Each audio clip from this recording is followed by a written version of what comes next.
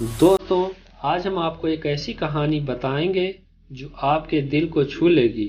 आपका ज़्यादा समय ना लेते हुए कहानी को शुरू करते हैं। लेकिन उससे पहले अगर आप मेरे चैनल पर पहली बार आए हैं तो मेरे चैनल को लाइक कीजिए, सब्सक्राइब कीजिए और अपने दोस्तों में शेयर कीजिए। तो कहानी को शुरू करते हैं। एक गांव में एक साहूकार रहता था। वह बहुत धनवान था। आसपास के इलाकों में उसका बहुत नाम था। लेकिन साहूकार को अपने पैसे और रुतबे और नाम पर बहुत घमंड था। वह अपने नाम को बनाए रखने के लिए किसी की कद्र नहीं करता था। लेकिन उसके कोई भी संतान नहीं थी। कुछ समय बाद उसके एक लड़का हुआ। अब वह इतना ज्यादा खुश था कि उसने आसपास के धनाढ्य साहूकारों और अमीर लोगों को पुत्र के भव्य कार्यक्रम के लिए आमंत्रित किया। बगल के गांव में उसकी एक इकलौती बहन थी जो गरीब थी। वह घमंडी साहूकार ने अपनी गरीब बहन को आमंत्रित नहीं किया।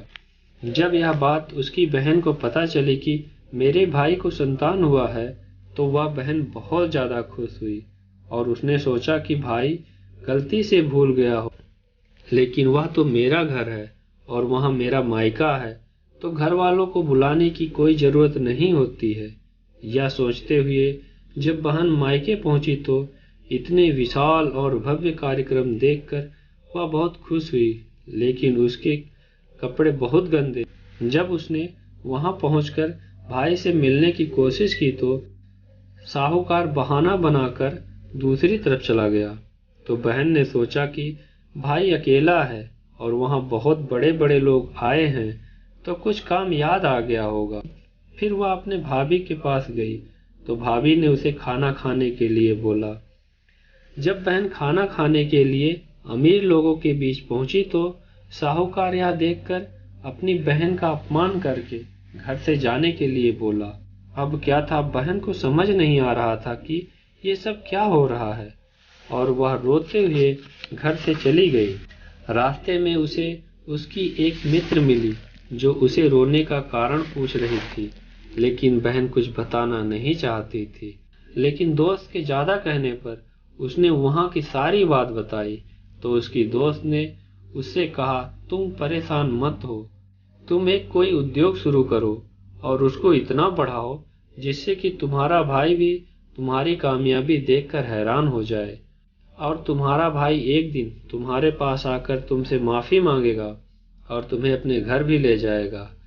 दोस्त की बात सुनकर उसने एक उद्योग शुरू किया।